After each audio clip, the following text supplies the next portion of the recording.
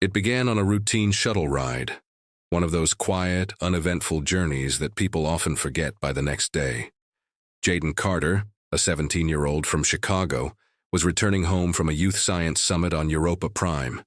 He had won a scholarship to attend, thanks to a project on ancient Earth civilizations. The summit had been enlightening, filled with discussions about humanity's place in the cosmos, but nothing had prepared Jaden for what awaited him on that shuttle. As he boarded, he noticed a pregnant woman standing near the entrance looking fatigued. Without hesitation, Jaden offered her his seat. She accepted with a grateful smile and, after settling in, handed him a folded note. "I was told to give this to someone like you," she whispered. Curious, Jaden unfolded the note. It read, "They've forgotten who we are, but you will remind them." The message was cryptic, yet it stirred something deep within him, a sense of purpose he couldn't quite explain. The shuttle ride continued in silence, but Jaden's mind raced. He recalled discussions from the summit about ancient human artifacts found on distant planets, artifacts predating known alien civilizations. Scholars had debated their origins, some suggesting they were remnants of a lost human epoch. Could it be that humanity had once been an elder species, forgotten even by themselves? As the shuttle approached Earth's orbit, alarms suddenly blared. An unidentified vessel had appeared, shadowing their trajectory. Panic ensued among the passengers, but the pregnant woman remained calm. She looked at Jaden and said, "It's time." Before he could respond, the shuttle was enveloped in a blinding light. When it subsided, Jaden found himself alone in a vast chamber surrounded by holographic images of ancient Earth. A voice echoed, "Welcome, Jaden Carter. The galaxy needs to remember." The story was just beginning. Jaden stood frozen. The space around him didn't feel entirely real. It was quiet, almost too quiet, like the air had been pulled out of the room. The holographic projections shimmered with old Earth landscapes, forests untouched by machines, ancient pyramids still crowned with gold, and faces. Human faces. Some were familiar, others ancient, weathered, timeless. They looked like they came from stories long forgotten, not just by humans, but by history itself. He stepped forward slowly, drawn toward one particular image, a group of humans standing around a circular stone structure under twin suns. Their clothing was strange, more advanced than anything he'd ever seen, yet deeply rooted in tribal design. They wore woven metal fabrics, and their eyes glowed faintly with the same blue hue of the starlit galaxy outside. Jaden felt a chill creep up his spine. A low hum began to fill the space, and the voice returned, calm, patient, and somehow human. "You are not the first, but you may be the last to remember." He blinked. "Who are you? Where am I?" "This is a memory chamber," the voice replied. "Hidden in the orbit of Terra before the first warp engine ever fired. Your act of kindness triggered the beacon embedded in the note. That woman was a guardian." Jaden tried to process it. Guardian? Beacon? What did a simple seat on a shuttle have to do with any of this? "She wasn't just anyone," the voice continued. "She was tasked with watching, waiting, for someone who remembered what it meant to be human." Jaden's mind reeled. It all felt too big, too unreal. But the images around him told a different story. This wasn't fiction. It wasn't some virtual reality program or a dream. The chamber pulsed with energy, and in the center, a pedestal rose from the floor. Embedded in it was a small crystalline cube, glowing faintly. He stepped toward it cautiously. "What is this?" "It's your legacy," the voice answered. "Or rather, our legacy. Humanity was never young, not truly. We were the first to walk among the stars, the first to tame void beasts, the first to build cities that floated across gravity wells, but we gave it all up." "Why?" Jaden whispered. "To give others a chance," the voice replied. "We knew power without wisdom leads only to ruin. So we erased ourselves from history, became myths, shadows. We scattered our knowledge across the stars, protected by guardians. But the galaxy, it has forgotten. And now, It threatens to repeat the mistakes we once made. Jaden looked down at his hands. The weight of what he was hearing settled heavily on his chest. He had always believed humans were still trying to find their place in the galaxy. Now, it seemed, they had once ruled it. Outside the chamber, unseen by Jaden, ships stirred. Alien vessels, sleek, bristling with weapons, their engines humming with energy harvested from dying stars. They had picked up the same signal that brought Jaden here, and they were afraid. For centuries, the Galactic Council had maintained a carefully balanced peace.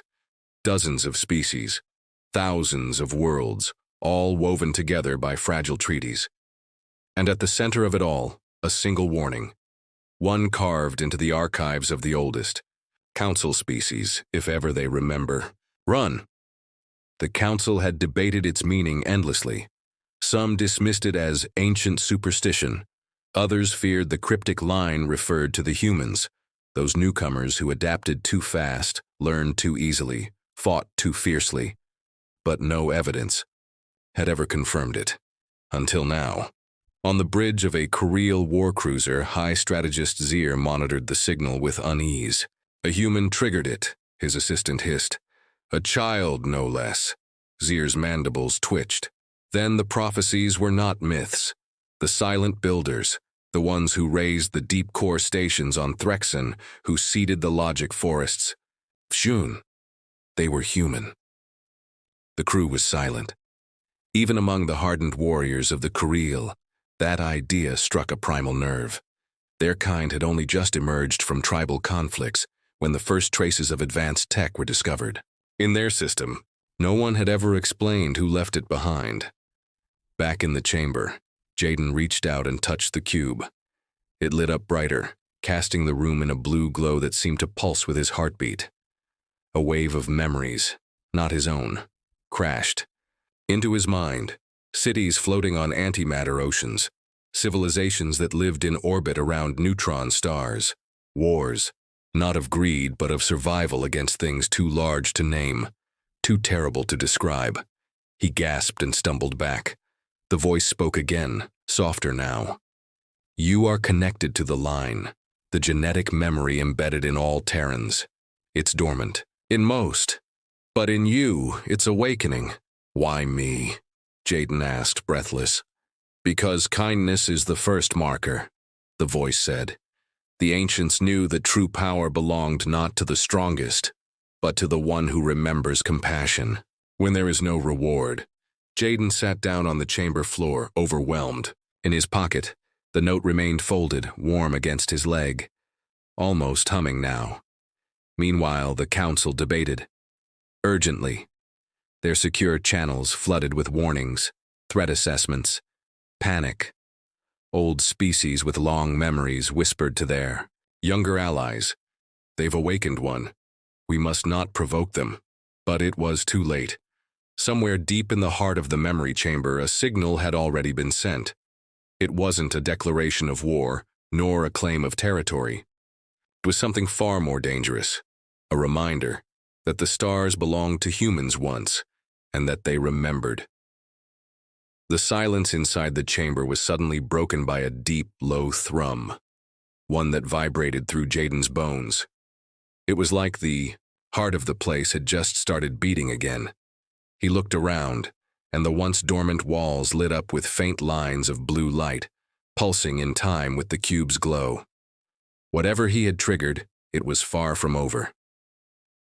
Jaden stood slowly, his hands still slightly trembling. He felt different, not stronger, not smarter, but aware, like a veil had been lifted from his mind. He wasn't sure what had changed, but he could sense things he couldn't before. Tiny shifts in gravity, slight temperature differences, even the subtle hum of systems deep beneath the floor. The chamber had accepted him, and now it was waiting for something, or someone. Outside, the stars had shifted. The alien ships were closing in, though cautiously, like animals circling something they didn't fully understand. They didn't fire, not yet. But their weapon systems were armed, and their shields were pulsing with nervous energy. On the Coreel flagship, Zir paced the deck. Do we strike now before the others arrive? one of his lieutenants asked, eyes flickering with aggression. No, Zia replied sharply. If the prophecy is true, any hostile move will not end in victory. It will end in extinction. The room quieted. Everyone knew the stories, even if they never believed them. Entire galaxies swallowed. Structures too massive to be natural, buried deep beneath the surfaces of forgotten moons. Engines that bent the rules of time, left behind by a species no one could trace. The sleeping ancients, they were called. The forgotten founders. And now, with a human child awakening the signal, it all pointed to one terrifying truth. Humanity didn't come last. They came first. Back on Earth, the event hadn't gone unnoticed either. The signal had been picked up by deep space listening posts and relay stations across the system. At first, the transmission was dismissed as background radiation. But then the pattern was identified. A pulse, repeating in precise intervals. Earth's defense grid decoded it within minutes. A call and a countdown. Inside a military base near Geneva, General Alea Monroe stared at the data streaming across her tablet. She was one of the few who had access to the old files, classified, records from early space exploration missions that documented impossible encounters. One of those missions mentioned something eerily similar to what Jayden had triggered, a lost Terran outpost on the dark side of Saturn that had vanished without a trace after reporting the discovery of a living archive. She tapped her comms. Wake the Interstellar Assembly and get me a clean line to the UN Security Council. We may have just activated the Founder's vault. Meanwhile, aboard the Council's diplomatic vessel, tensions were climbing fast. The Avun ambassador, a tall insectoid creature with deep emerald carapace, hissed as he read the intercepted transmissions. We knew they were dangerous, he said to his counterpart, a feathered diplomat from the Kalari species. But we underestimated how dangerous. They were always so emotional, the Kalari ambassador replied softly, passionate, and so fragile. Yet now it seems they were only pretending. We let them walk among us. You think this was a setup? No, the Kalari said, his eyes narrowing. Worse. I think they forgot who they were. And now they're remembering. Back in the chamber, Jayden felt the floor beneath him shift. A circular panel opened, revealing a set of steps descending into darkness. Against his better judgment, but driven by a force he didn't quite understand, he started walking down. The deeper he went, the more the air felt heavy, not in a way that made it hard to breathe, but in a way that made his thoughts feel thick, like the memories in the walls were reaching out to him. He started to see things, visions flickering in the corner of his eyes. A woman in a silver suit standing on the surface of a blue moon. A fleet of ships diving into the gravity well of a collapsing star.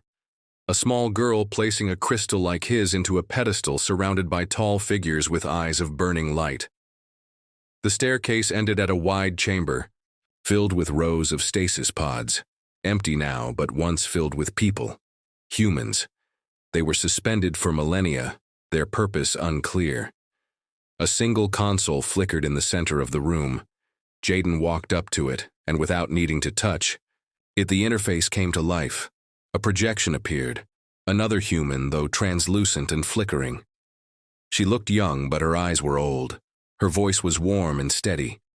If you're seeing this, she began, then the signal has been accepted. The line is active.